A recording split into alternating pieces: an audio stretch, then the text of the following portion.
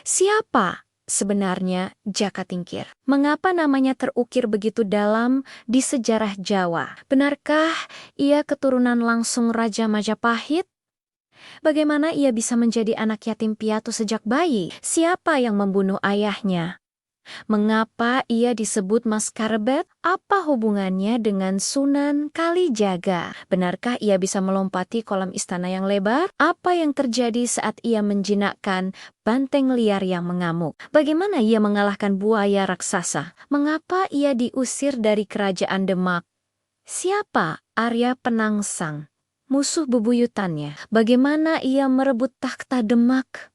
Apa nama kerajaannya? Mengapa ia memindahkan pusat kekuasaan ke Pajang? Apa warisan terbesarnya bagi Mataram Islam? Siapa saja murid-muridnya yang kelak menjadi tokoh besar?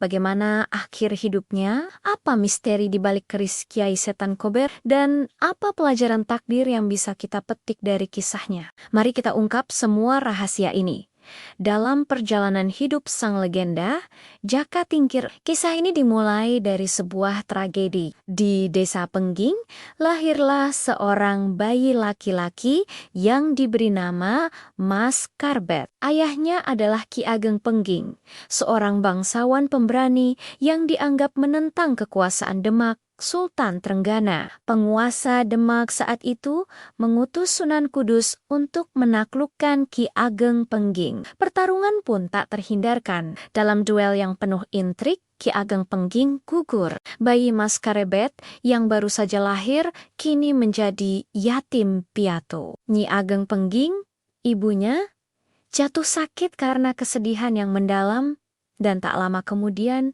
menyusul suaminya. Sebelum wafat, ia menitipkan putranya kepada sahabatnya, Nyi Ageng Tingkir. Bayi itu pun dibesarkan di desa Tingkir dan kelak dikenal dengan nama Jaka Tingkir, pemuda dari Tingkir. Jaka Tingkir tumbuh menjadi pemuda yang gagah, tampan, dan memiliki kesaktian luar biasa. Ia tak hanya cerdas secara pikiran, tapi juga memiliki kekuatan batin yang kuat. Haus akan ilmu, ia memutuskan untuk berkelana. Perjalanannya membawanya untuk berguru pada dua tokoh paling dihormati di tanah Jawa.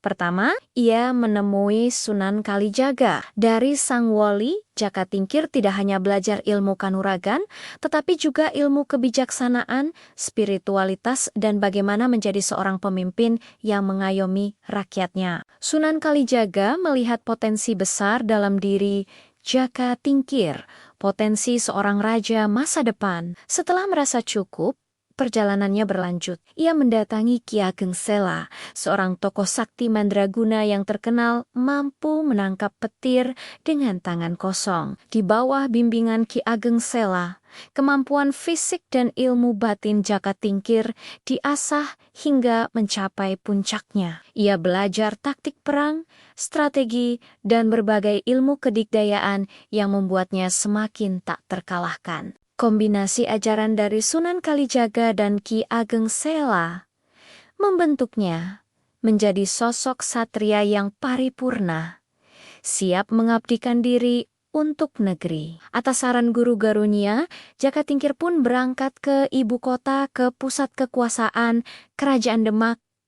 Setibanya di Demak, Jaka Tingkir mendaftar sebagai prajurit. Kecerdasan dan kekuatannya segera menarik perhatian. Sebuah ujian legendaris pun menantinya. Sultan Trenggana memiliki sebuah kolam yang sangat lebar di taman istana. Sultan menantang, siapapun yang bisa melompatinya akan diangkat menjadi perwira tinggi. Banyak prajurit mencoba dan gagal. Lalu Jaka Tingkir maju. Dengan sekali loncatan, ia melayang di udara dan mendarat dengan sempurna di seberang kolam, seolah-olah terbang.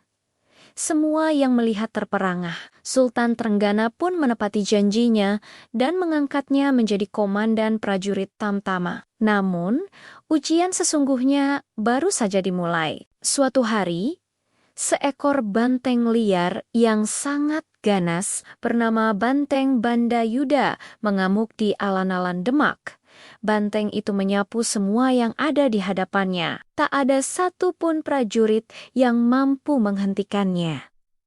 suasana menjadi kacau balau. Di tengah kepanikan, Jaka Tingkir tampil ke depan. Tanpa senjata, hanya dengan tangan kosong, ia menghadapi amukan banteng tersebut dengan gerakan yang lincah dan kekuatan yang luar biasa. Ia berhasil menaklukkan dan menjinakkan banteng itu hingga tak berdaya. Keberanian dan kesaktiannya membuat namanya semakin melambung. Ia pun diangkat menjadi menantu Sultan Trenggana, menikah dengan salah satu putrinya, dan gelarnya naik menjadi Adipati Hadiwijaya.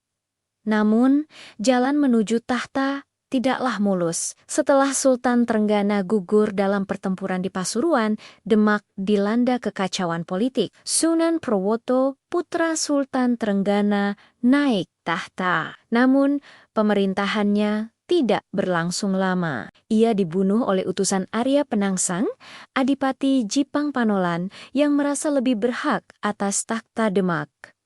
Arya Penangsang adalah sosok yang sakti, temperamental, dan memiliki ambisi besar. Dengan keris pusakanya, Kaisitan Kober, ia menjadi ancaman terbesar bagi semua keturunan Sultan Trenggana, termasuk Jaka Tingkir sebagai menantunya. Perang saudara pun tak terelakkan. Jaka Tingkir, yang kini memimpin para adipati yang setia pada Demak, harus berhadapan dengan Arya Penangsang. Pertempuran ini bukan hanya adu kekuatan fisik, tetapi juga adu strategi dan ilmu kanuragan tingkat tinggi. Jaka Tingkir sadar, menghadapi Arya Penangsang secara langsung sangatlah berisiko. Maka, ia menyiapkan sebuah siasat jitu. Ia mengutus murid kesayangannya, Danang Sutawijaya, bersama Ki Ageng Pemanahan dan Ki Penjawi untuk memimpin pasukan. Pertempuran puncak terjadi di dekat Bengawan sore, melalui sebuah taktik cerdas yang dirancang oleh Jaka Tingkir. Arya Penangsang berhasil dipancing hingga terluka oleh tombaknya sendiri, tombak Kiai Plerit. Kesaktian Arya Penangsang pun luntur, dan ia gugur dalam pertempuran. Kemenangan ini mengakhiri konflik berdarah dan membuka jalan baru bagi Jaka Tingkir. Dengan gugurnya Arya Penangsang, takhta Demak secara sah jatuh ke tangan Jaka Tingkir. Para adipati dan wali yang tersisa sepakat untuk menobatkannya sebagai raja. Namun, Jaka Tingkir merasa bahwa pusat kekuasaan Demak telah kehilangan tuahnya setelah serangkaian pertumpahan darah. Dengan restu Sunan Kalijaga, ia memutuskan untuk memindahkan ibu kota. Ia membangun sebuah kerajaan baru di pedalaman, di sebuah wilayah yang subur bernama Pajang. Di sanalah ia dinobatkan dengan gelar Sultan Hadiwijaya, Raja pertama Kerajaan Pajang. Era baru pun dimulai. Kerajaan Pajang menjadi penerus kebesaran Demak. Dengan corak Islam yang lebih berpadu dengan budaya Jawa, Sultan Hadiwijaya memerintah dengan adil dan bijaksana, membawa kemakmuran bagi rakyatnya. Kisah Jaka Tingkir bukanlah sekadar dongeng tentang kesaktian. Ini adalah epik tentang takdir seorang anak yatim piatu yang bangkit dari tragedi untuk menjadi raja besar. Warisannya tidak hanya terletak pada kerajaan Pajang yang ia dirikan, tetapi juga pada bani-bani kerajaan yang lebih besar